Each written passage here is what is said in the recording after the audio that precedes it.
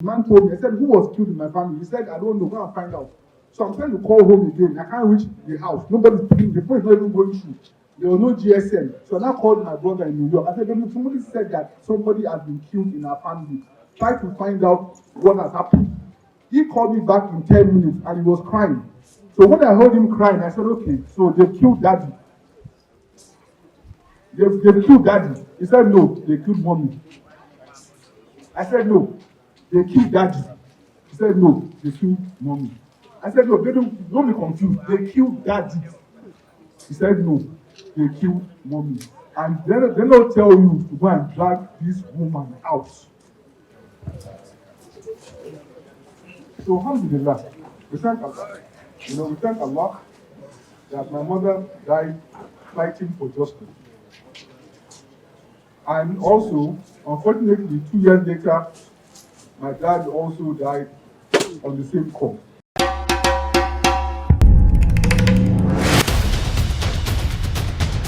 KILARIGBO TV, ìkànnì amúlùdún àkọ́kọ́ tó ń gbé àṣà àti ìṣẹ̀lẹ̀ Yorùbá lárugẹ.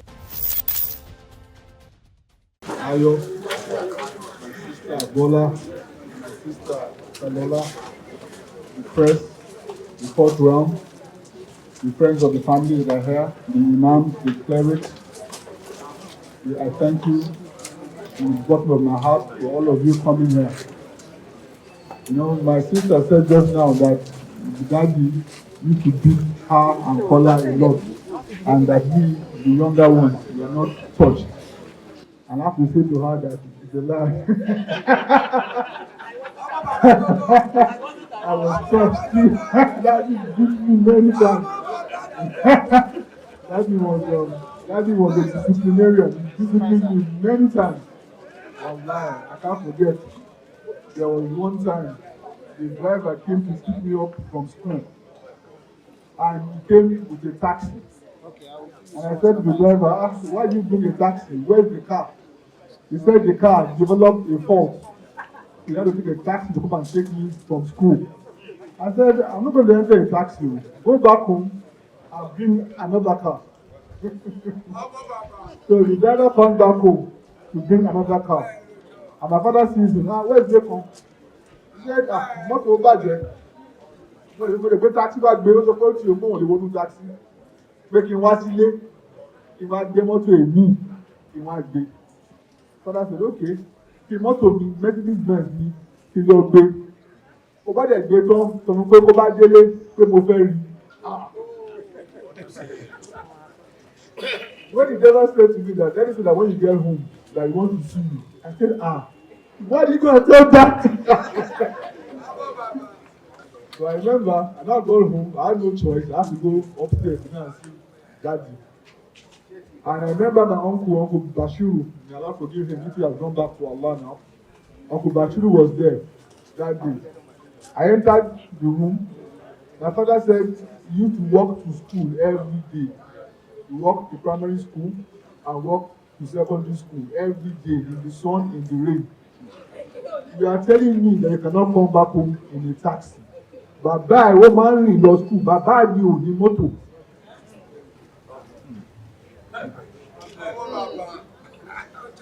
He now took a belt. He gave me like 12 lashes. It was my uncle that saved me that day. Ẹ̀gbọ́n mi, ẹ má lò mọ́. And I said, Daddy, I'll find my way to school. Ẹ má fi mọ́tò gbé mi mọ́. I'll find my way to school now. My school was in King's College, Lagos. So imagine from this place to KC. I said I'll find my way to school. So for the next 3 days, I was going by bus, whatever. I'll find my way to school. After 3 days, my mother called me. He said, "Ma worry, you take it to my jail." I never tried that kind of thing again. And that was how Daddy was. A very wealthy man, but you have to behave yourself. And if he had become president of Nigeria, he would have made sure that the government behaved itself. The job of government is to bring order and prosperity to the country. He ran under the slogan, farewell to poverty. I want to say to the incoming president Asiwaju Bola Tinubu, that you are part of the June 12 struggle, and you becoming president today is part of the success of June 12. Democracy itself is June 12. My father died for democracy in Nigeria. My mother, may Allah forgive her, Alhaja Kudirat. I remember when I was in University of Lagos Staff School, and I'll come back home from school, and my mom will be lying down on the sitting room waiting for me, Afsat and Jami to come back home. And once we come back home, we find mommy sleeping. We'll now be the ones to wake her up. Mommy, today. For that woman to now become a hero for democracy, you can see that it was not part of our plan. We never planned to donate our mother. We didn't plan to donate our mother to Nigeria. That was not the plan. We were begging mommy that time, mommy, come to America. Yes. Don't worry. Just come. He said, I'm coming. I'll come next week. I'll come next week. I'll come next week. Then my brother, Jami, he said, they come. Mommy will not come home. You have to go home and drag her out. That Abacha is going to kill this woman. What she's saying in the press, the demonstration, what she's doing, Abacha will kill this woman. He said, they can go back home, grab mommy, and drag her out. He kept disturbing me. He called me 1 hour on the phone because he was living in New York. I was living in Washington, D.C. He called me for 1 hour. I beg you. I said, come, building. Abacha will not kill mommy. What he can do is he might arrest her, he might put her under house arrest, or he might send her into exile. But he will not kill mommy. He said this way, but mommy was like, this man, and I said, if you are so sure that Abacha will kill mommy, she's also your mother. Why don't you go home yourself and drag her out? The day my mom was killed, when the man called me to tell me that somebody in your family has been shot, and I was trying to reach her. In fact, I was trying to reach her the day before. She was killed on a Tuesday. I was trying to call mommy on Monday. I tried like 7 times. The number wasn't, there was no GSM then.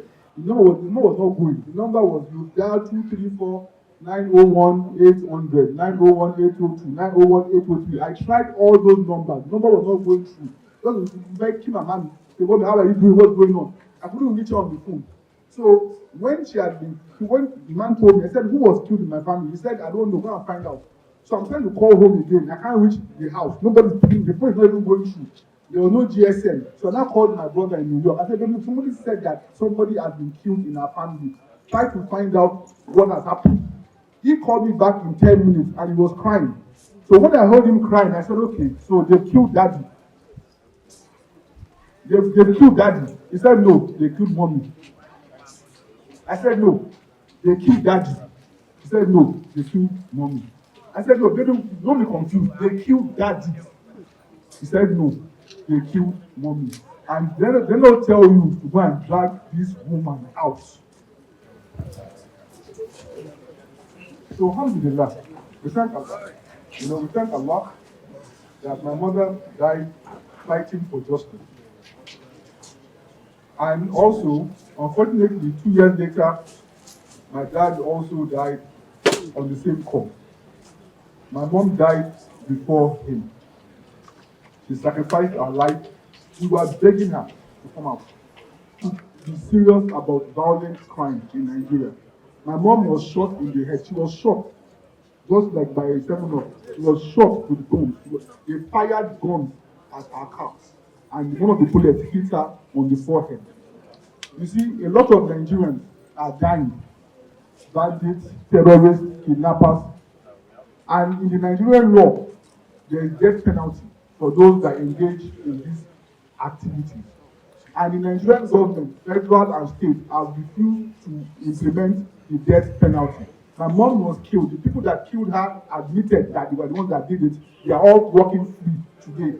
if they catch a kidnapper or a bandit, the Nigerian government has refused to execute the death penalty. You are not killing criminals.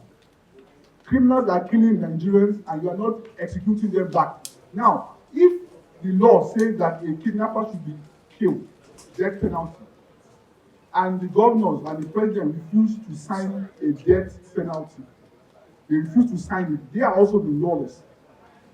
The blood of Nigerians cannot be cheap. Look at me now, my mom was killed in 1994 or 1996. I can see how the tears that want to come out from me. So imagine a Nigerian that was killed yesterday or last week. How is the family feeling? And then when the Nigerian policemen and the army once risk their lives to apprehend these criminals and they now take them to court, the court finds them guilty and pronounces a death sentence on them, then the governor says I cannot sign it. If I was kidnapped in 2017 and my brother, Jami, may Allah bless him, was able to pay my ransom, not everybody can afford to pay ransom. If my brother did not pay my ransom, I will not be standing in front of you right now. How many Nigerians have not been able to pay ransom and they've been killed? And these same kidnappers, when they are finally arrested by the police, the governors will refuse to sign. We have in Niger State right now, like 3 days ago, in Niger State, they raided a village, they kidnapped some people, and they sent a video that if you don't pay ransom by tomorrow, you're going to start killing them. And the president has to work on this matter. Anybody that has been found guilty of kidnapping, banditry, terrorism, found guilty in the court of law should be put to death. We have to put a stop to violent crime in Nigeria. If you don't stop violent crime in Nigeria, there cannot be any economic growth.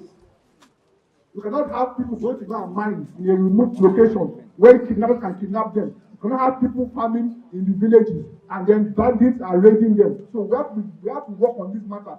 Without security, there cannot be any economic growth. We asked the president, my father ran under farewell to poverty. We asked the president to try their best and the government to try their best to improve the economic conditions of Nigeria, inshallah. And we also asked the president, the new president and the governors to also do more for the poor, for education and healthcare and infrastructure. We thank you guys for coming. I've said already too much. Thank you very much, and may God bless the Federal Republic of Nigeria. I trust Abiola is a man of masses. Just like Abiola, just like Kudirat. You should come and do it now and let everybody enjoy him. I saw a picture of MKO. Abacha, Asiwaju was behind, moving with him. And that talks about mentorship. As young people, we need mentors, good mentors, in order to mirror our heights and project our future. It's important. MKO was a mentor to many business people. MKO was a mentor to so many youth and politicians. Today, people campaign on the name of MKO in order to win office.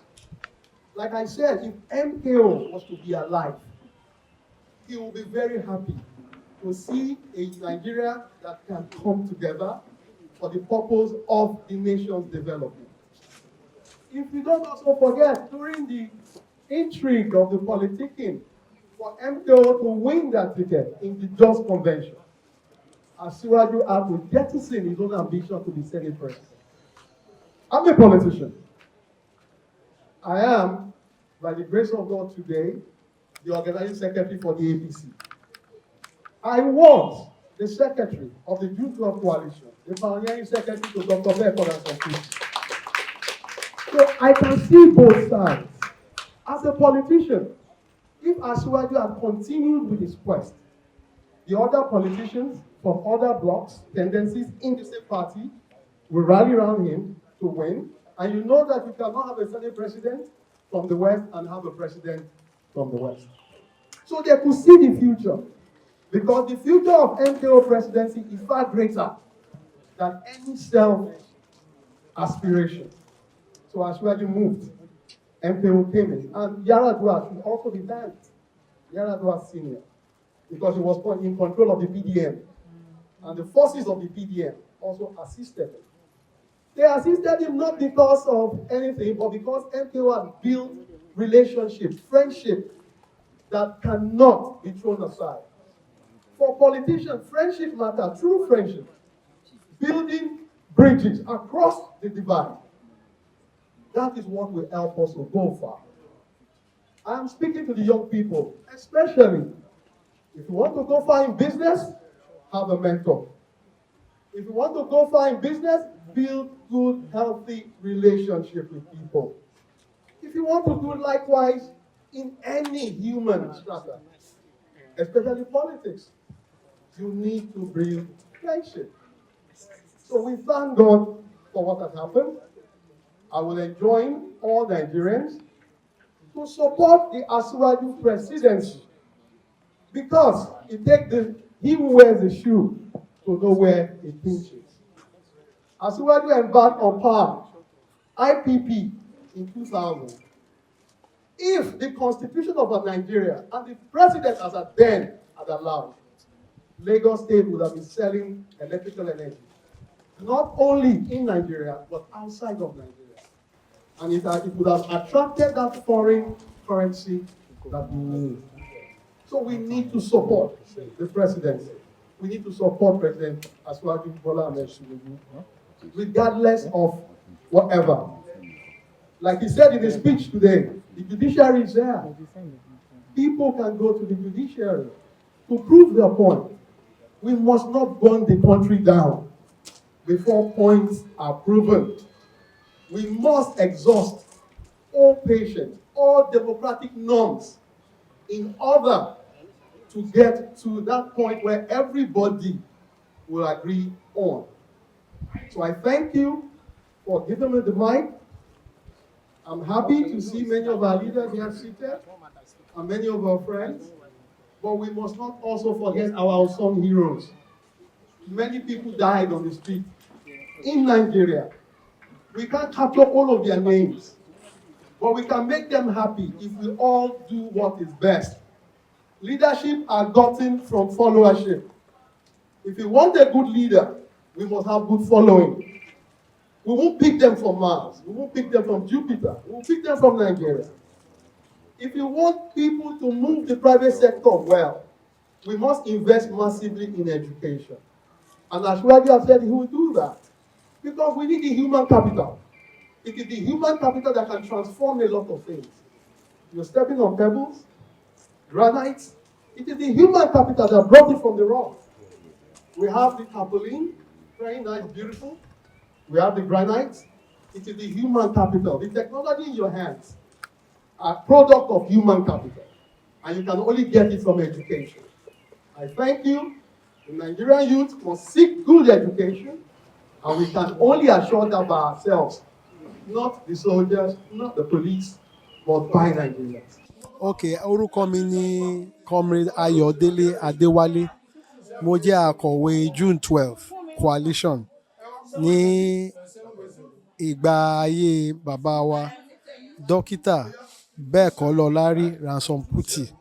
Àwọn jẹ́ chairman, èmi dẹ̀ jẹ́ secretary akọ̀wé fún ẹgbẹ́ June 12 Coalition. Oríṣiríṣi ètò ló wà ń kalẹ̀ fún June 12. Nígbà tẹ́mi jẹ́ akọ̀wé, a máa ń ṣe ètò ní ọdọọdún ní ìrántí bàbá wa MKO Abiola. A dẹ̀ máa ń ṣe ní hall àtúmọ̀wá ìbàyẹ̀ láti wá fi flower sí orí ìtẹ́ wọn. Nínú nǹkan tí a fẹ́, President Buhari ti ṣe, a ní pé wọ́n gbọ́dọ̀ tọ́ka kí gbogbo ayé mọ̀ pé MKO ló win ní election yẹn. Ìjọba Buhari dẹ̀ wá fún MKO ní GCFR. Ẹni tó bá jẹ́ president Nàìjíríà ò lè gba GCFR. Ìyẹn túmọ̀ pé MKO Abiola ló win election yẹn.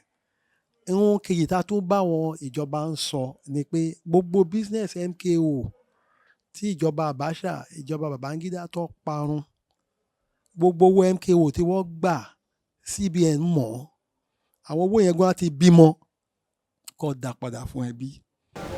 Abiola ran on the Muslim ticket. It was unthinkable.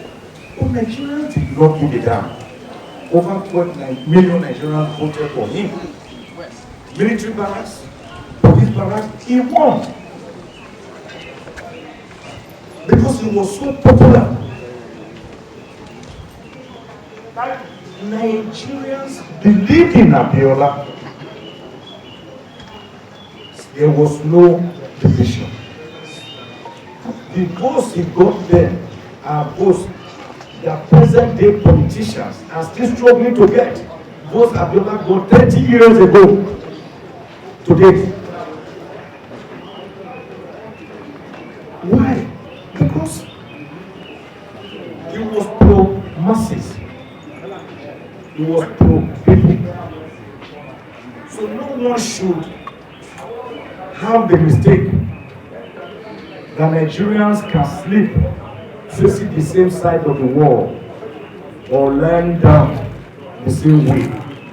It is not possible in a country of 374 ethnic groups that speak over 350 languages, according to Professor Otite Oniku in his demographic survey of Nigeria. But I want to make this point, that Abiola is the only Nigerian I know of, or can remember, who paid the supreme price so that Nigeria, this contraption that was conscripted together on January 1, 1914, by Lord Lugard, concrete together the Northern Protectorate and the Southern Protectorate and Lagos Colony to found Nigeria. Abiola was the only one who paid the supreme price for this country, this contraction, that was actually giving her name on the 8th of January 1897 by one young lady called Miss Flora Louisa Shaw, who later married Lord Lugard, in an article she had written in the London Financial Times of that day. So Abiola paid what I would regard as the price for redemptive messianism or messianic redemption, so that Nigeria and Nigerians can prosper. I do not know of any other Nigerian who decided to lay down his life to be taken to Golgotha. Abiola knew he was already released from prison on bail. Federal High Court, Abuja, Court of Appeal, Kano. They told Abiola to go on bail on certain conditions. One was that he should never again speak to the media, and he should denounce June 12. He should never speak for June 12.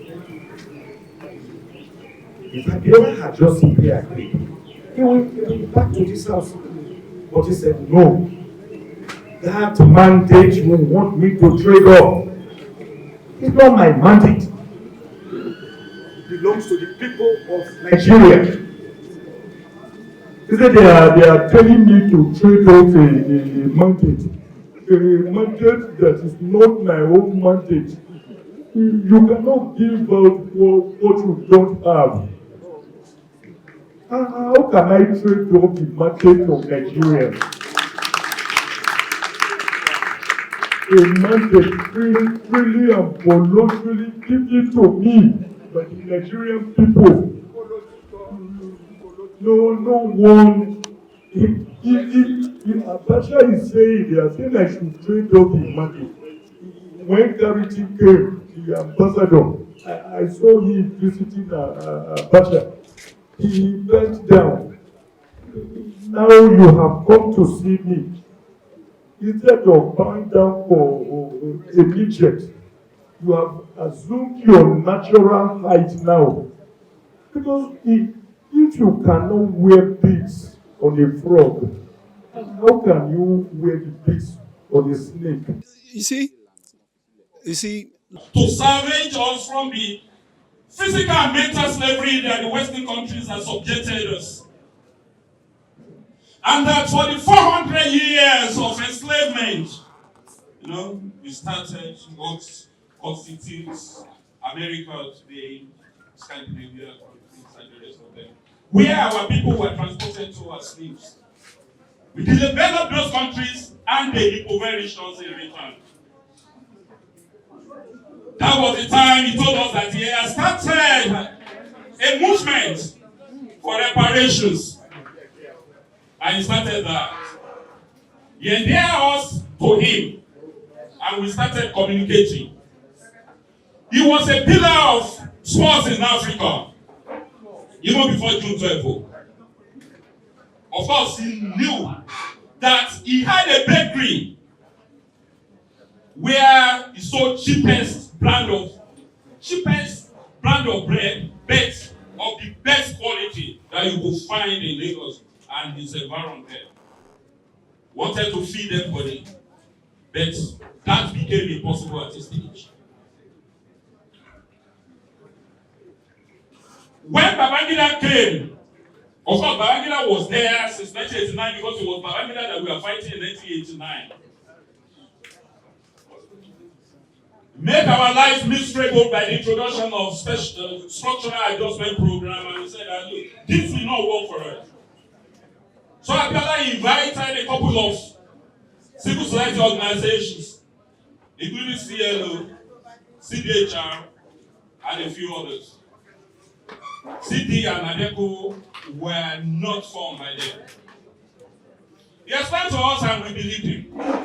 And he actually was walking the talk. When Babangida eventually and reluctantly allowed electioneering to start, nobody believed him. And if you remember, Mr. Lawa Kabashori said that Babangida had a hidden agenda because of regular postponement of what he called transitional program. He didn't conduct election. He didn't do anything towards it. A few days to the end of his promise, he will change the date again. And nobody could query him because you have this Supreme Military Council. They call it differently because it went us. When he took over from Buhari, he hoodwinked us that he was going to run a military government with civil faith. And he adopted the title of president. He made us discuss, debate, whether or not we should take 2.8 billion naira loan from IMF. We said no, because it is not because we didn't deserve to have the loan, but the conditionalities were unbearable for an average Nigerian. We said we couldn't go through that our own experience. Eventually, Babangida and our dad, one of our fathers, who is now a king and Oba, decided that yes, Nigerians say they don't want the loan, but they will impose the conditionalities on us. And that conditionality was what led to structural adjustment program. That means that, yes, it was SAP. And it was sapping us. It sapped our educational institutions, rationalized the courses they can study there. The courses that were allowed were those that are useless to our national development. We knew it, but we didn't have the power to stop it. They commercialized all the commanding height of the economy in Nigeria. And everything started tumbling down. And a lot of essential products became so expensive that no common man could reach it. We shout, we hear. Eventually, June 12 came. When we discovered that MKO Abiola wanted to contest, said, Chief, these people will rubbish you. He said, no, I know them. They are my people, and I know how to deal with them. Of course, he knew he could have dealt with them. But for betrayers of his co-travelers, everything that led to June 12, and that is why some of us don't agree, that June 12 was a democracy day. What kind of democracy was that? Before that time, about 30 associations that wanted to transmute to political parties were banned. About 20 or so associations that have that have been registered as political parties were also banned. Several politicians who wanted to contest elections were not allowed. They were also banned. Was that democracy? Now, governments started NRC and SDP. NRC was National Republican Convention and SDP was Social Democratic Party. The same NRC was a little to the right and a little to the left, which was fraudulent and ideology of fraud. Like I said, what kind of ideology is that? If you want to be a rightist, be a rightist. If you want to be a leftist, be a leftist. You can't be a Gabagebe Nigbe Komasoku or Lotto to Walusi. Oh, Kose Elito. There's no midway. Be a capitalist, be a socialist, be a welfareist, be whatever you want to be. And declare it. What Babangida wanted was an escape route. So that if he eventually became our president, he will have something to say that, look, I didn't promise you that I will operate upon welfareist agenda. We knew it and we told him so. MKO Abiola was pitched against Bashir Tofa. But this Tofa was relatively unknown, very obscure. MKO Abiola was an indiscriminate philanthropist all over the world, all over Nigeria. He doesn't recognize religion. He didn't recognize tribe, your background, or whatever, or your socioeconomic status. He was just doing his own thing, his own way. Giving was his second name. This house was a maker of a sort. All sorts of people will come. The journalist, when you came and started,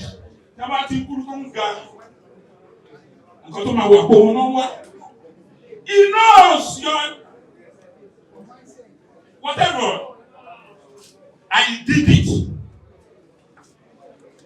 So, when election came and gone, all the police stations have advertised the result of election in all the police stations, and we were compiling it under what Elijah, comrade Elijah, Aminatu Irawo showed us. We had it, the result, the complete result with us. It was about 4 o'clock or thereabouts that the announcement of results was stopped on radio. Then we were agitated. That was happening. We didn't like the transition program of Babangida now. But then we wanted it to scale through so that at the end of the day, if you want to fight the president, we fight him legitimately because we will have a claim that it was our ballot that brought him to the office and that we are the owners of the instrument of governing and we can retrieve it. And we told Babangida too that the gun you are wielding, the tanks and the bayonet was procured for you by our sweat and blood. At the appropriate time, we're going to retrieve them.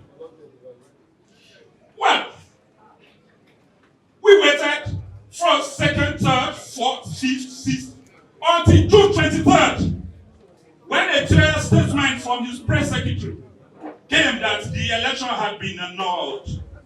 Everybody was hearing about that. Kilo Shelley. Nipo Tawa commit life was 30. Even Bati agreed, but we didn't agree with them that option A4 was the best choice. Because it didn't protect our life to our right to privacy. But we did it all the same. The reason why we had that overwhelming result of support for Abiola was because of the Hope 93 slogan and farewell to poverty. We believe it because he had already started doing it, even before he dreamt of contesting election.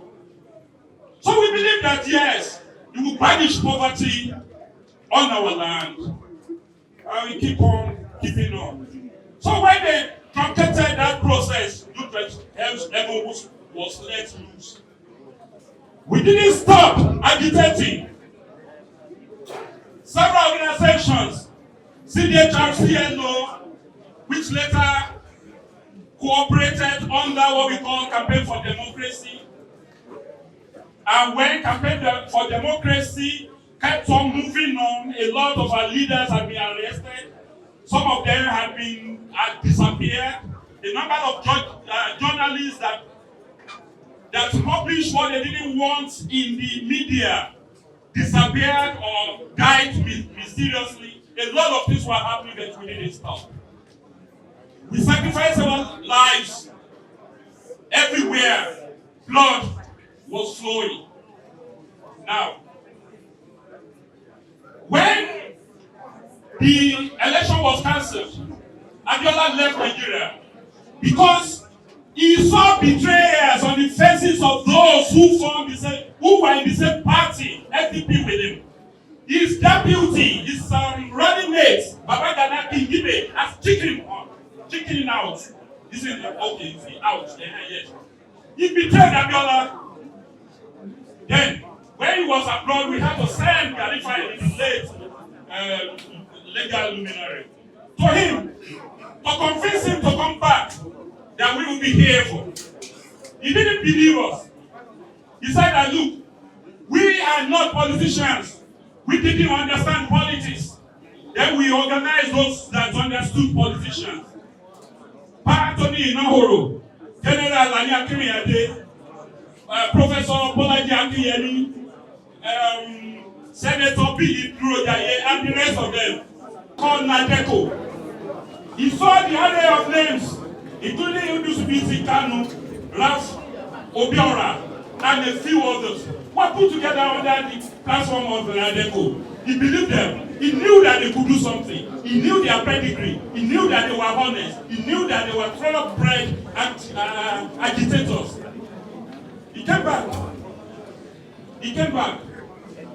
And we made him make a declaration at a Parental that he was the president. That time, Abacha had taken over. After the interim national... You don't want me to talk again? Okay, I'm sorry.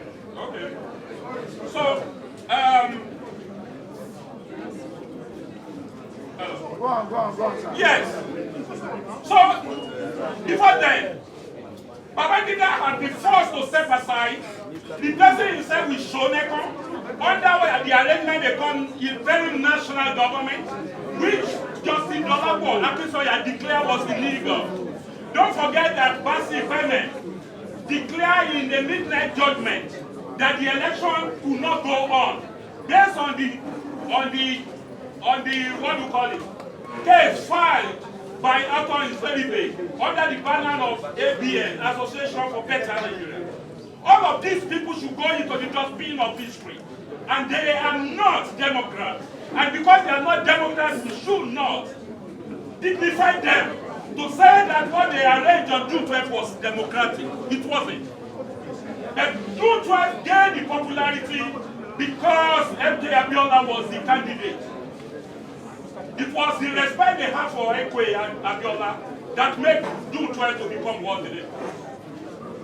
Now, if MKO had not contested, there wouldn't have been all of these June 12 things. Two of us here were with Asiwaju Bola Ahmed Tinubu. The present president was governor of Lagos State. The first Democracy Day, the first June 12 celebration, we were there, he and I, and a few other public. That means that the president, Bola Ahmed Tinubu, should do the needful like Comrade Gira was said. Declare him as a former president. We have also suggested that instead of dignified June 12 as Democracy Day, make it like America made it Martin Luther King Day. Solidarity forever.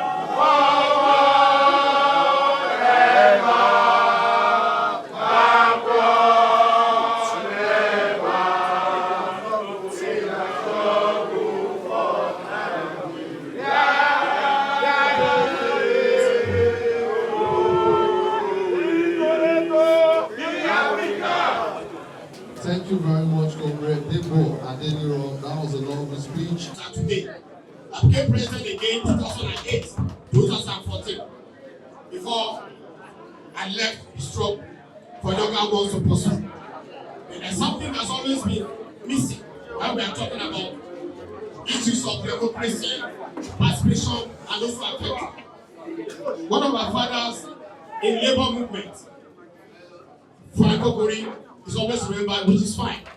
But there are some of us too who pay dearly for what we believe in, because MKO is just not an ordinary person. It's never viewed like a Yoruba person or somebody from the sky. It's somebody that has serious passion for Nigeria. It's somebody that believes that African nation can do better. And when I saw the topic, that is the impact of democracy and economic development of Nigeria, the only way that can be sustained, and we are only going to remember MKO, is to root out his principles, to free the black people, so we can be able to stand and compete with other countries in the world. Those who are governing us must go back to that orientation where Abiola cared for everybody. Philanthropists are back, and that's what we expect those who are governing us now. Unfortunately, for the past 25 years or thereabout, we not really have that. We strongly believe that it's high time our government start to think towards that. By now, 25 years is not a small deal. We want more. We want to see Nigeria progressing and progressing. Either our has told me, either I like it or not, I still talk to labor unions. When they talk of minimum wage, she said, he doesn't want labor to go on strike. We will try as much as possible to talk to them. But one thing I want to say here, because when you speak in Lagos, you are speaking to the presidency, especially who is here now. That's one of the sources. There's no way you will get productivity out of a staff that's not well paid and not well balanced. Another thing I need to say, minimum wage is there in every country. The presidency can consult state governors, but they are not the major stakeholder in the Nigerian project. Minimum wage should be very equal to living wage. So when they are talking about affordability, they should be talking about sustainability. And they should be talking about, can somebody who are paying this money be able to live? With that, we'll try as much as possible that to advise them, to engage them, that going on strike will bring us back. They will sit down, engage government, and our president should look at it too with human face. Let us not allow few governors to derail our government. When I hear a governor say we cannot pay 60,000, cannot pay 40,000, it's enough to get unions angry. I'm not there, but it will be difficult for me to talk to a union who is my boy several years back, not to do this. Luckily, the TUC president happened to be a branch chairman when I was president then, and it was still from Pegasus. And the TUC president too, we have been in the struggle for a very long time. We'll try our best, but then what we do must wake up. The presidency must tell the governors the truth. The workers deserve their wages. They should be well paid so that they can work and deliver very well. One thing I want to correct you, when they are talking of Frank Okori, I have leaders who suffered from this struggle, and which one way or the other, they hardly mention their name. One of them is Chief Mr. David. It's almost 90 now. He spent 3 good years in prison for this children. Late Frank Ado from Kaduna State was in Port Harcourt. He was in prison for 3 good years. Phineas Adele was in Lagos here. They were there for 3 good years. We have 5 of us too. Myself, Alex Roland, 5 who were picked up with them. Not living in prison. 5 of us were released. These 3 people were taken to Abuja and they were there for 3 years. I was sacked immediately for 1 year. We were struggling. After that, they called me back and transferred me from Port Harcourt to Gombe. That 1 year, I was promoted. 2 weeks later, they sacked me again for the same offense. But God never slept. He moved me away from there and moved me away from producing. And I thank God for that because I was fighting, it was not just right. So, for our leaders who are here, we want democracy, we want progress. But then, it have to be done with human face. Labour will always ask for more because we want comfortability. The government is trying, but they need to try more. They need to think out of the box to ensure that you have a good living. Let's not allow the governors to derail the president. The president will look for something that is reasonable and pronounce it. Governors have to comply. But minimum wage is what we think is the least that anyone can collect to be able to live. But not for governors to be dictating for the presidency. Thank you very much. The person of Dr. Obafemi Kadri Hamzat. Please let's clap together for him. Thank you very much. Thank you very much. My sister, Mrs. Abiola Abiola. Of course, the family of our father, the late Chief Ashu, Kashima Abiola, GCFI. It's in the state of Federal Council Current Commissioner for Local Government. Thank you very, very much. And of course, the special advisor from the state. But we must thank the keynote speaker. This is engineer, Mrs. Abiola Son of Namata. Explaining. Thank you, Alaja, for bringing her. So, Alaja, thank you very much again for bringing us together on this occasion. Leaders of the various pro-democracy organizations that are here, the chairman of the Committee for the Defense of Human Rights, Mr. Gabriel Abiola, thank you very, very much. Dr. Wale Fashakin, thank you very much. Let me greet our father, Baba Abiola. Thank you very, very much. Thank you very much. Our religious leaders, both Muslims and Christians, the grandchildren, especially I was great you. You are born into a great family, so take it with pride. Take it with important pride. Distinguished invited guests, members of the press, ladies and gentlemen. So we do this every year, not too long when the election was held, and it was regarded as the fairest, great election. Even though corporates said they didn't agree with option 4, some of us do, because we know that the military then were not sincere. But if you see somebody on the line, you can't change it. So because of that, some of us believe that, okay, let's just find a way to get them out. But what happened after? People have spoken about it. And why it's important to say this is because at that time, a lot of us lost hope about our country. We believe that, what is going on with Nigeria? Is it that we are caused? Why can't we do things? This is a great election. Why would the military stop? But we must appreciate Muhammadu Buhari, who recognized officially that election, who recognized June 12 officially, and gave our father the title GCFI, which is the highest honor that this country can bestow on anybody. So we must thank him.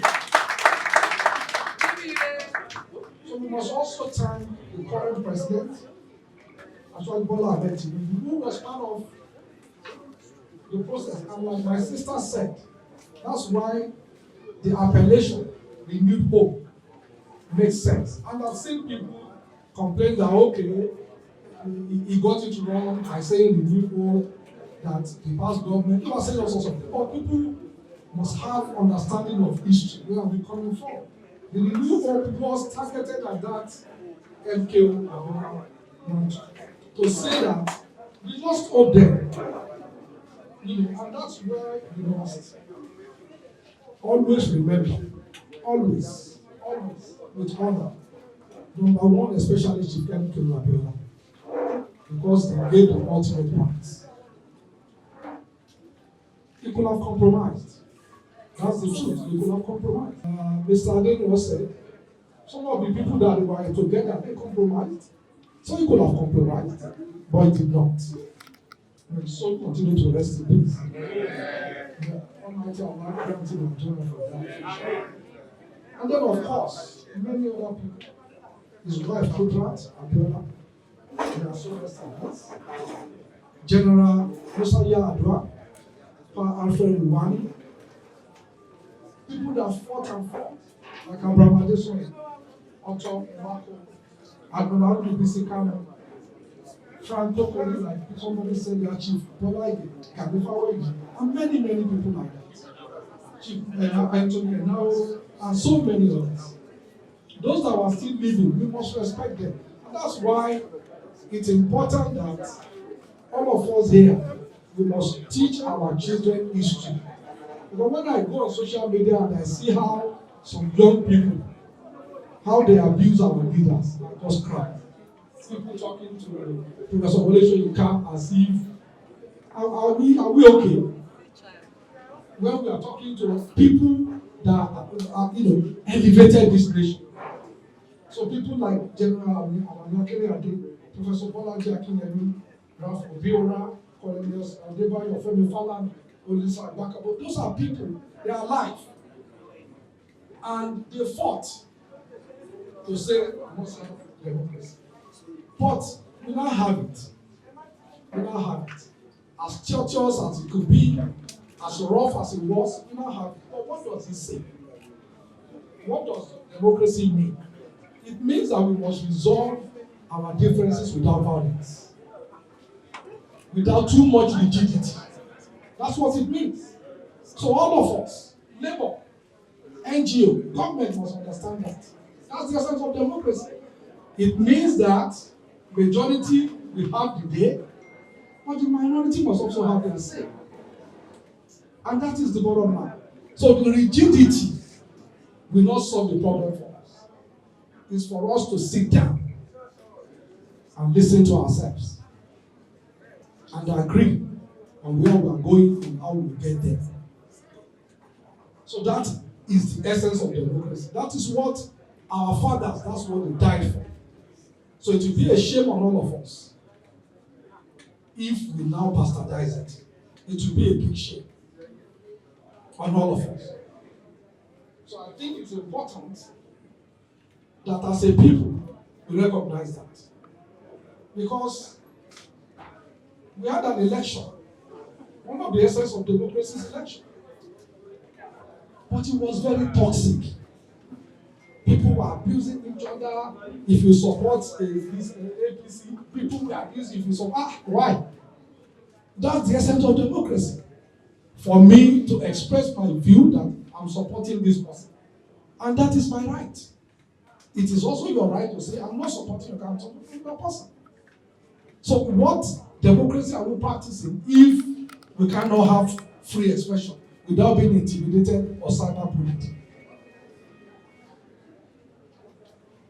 We still have people who say they are Democrats and say that, oh, the election was not in Lagos. How many polling units? I voted in Epe. Let's say, sorry, I didn't see you. Because he has glasses, I'm not sure if you have the same. But anyway, so I voted in Epe. We have about 8,000 polling units. only 3 were faulty. Only 3. That beaver state. And 2 was replaced immediately within an hour. The 3rd one, you have to go and bring your replacement. Now, if I did an exam and I scored 99.2%, have I not tried? Am I God? Now, so when people say, and I've listened, so we must say it. I've listened to people say, oh, because of IRF. Why do we disgrace ourselves when we say we are educated? So beavers is a machine. It's just a machine. It's a static machine. It's not dynamic. What it does is, oh, labor I know, you are registered in this police unit and this is you. All it does is identify somebody. To say, okay, yes, you are registered and you are linked to this police unit, so you can vote. After that, that's it. You go and vote. We voted out manually. We printed. We put it in the box manually. We counted it manually. Is that not what we did? We counted it manually. People signed manually. So with beavers, we took pictures. And they can upgrade picture. Gentlemen, I'm sure there are some students of computer science here. Can you query a catalog of pictures? And we are taking this to international community. They are looking at some Nigerians only know. It's a catalog of pictures. So why this noise? So it's a picture. That's it. It's not data. How do you query pictures? You can only look at pictures and then say this is Deboine, this is Dr. Fashaki, this is somebody. You can't query it. And the picture is all right. So we, as public commentators in the democracy, we must always also have the fear of God and love of our country. That is what these our fathers, that's why they died. And we want us to portray that. So we want to thank everyone that has consistently kept this in our memory. And it is important. Very, very important. Because if we forget our source, they will say we value old to that. That's very soon. Again. So we must not forget. That's why we must thank you, Alaja, we must thank you. We must thank everybody, my sister, we must thank you for sustaining this. And I'm encouraged because you also bring the grandchildren. They must know. And all of us must teach our children this history so that we don't forget. So that we understand that no nation started without problems. No. 0. No nation. People think that, now let's say the 21 people that came together to develop the Constitution of America died poor. And they were all millionaires. They died poor. Because they were fighting the British. British generation can't buy money. But today, and they had their problems. The South fought the others because they didn't want to stop slavery. Some people said, no, we must stop slavery. They went into war. So, when people exaggerate things, it's not necessary.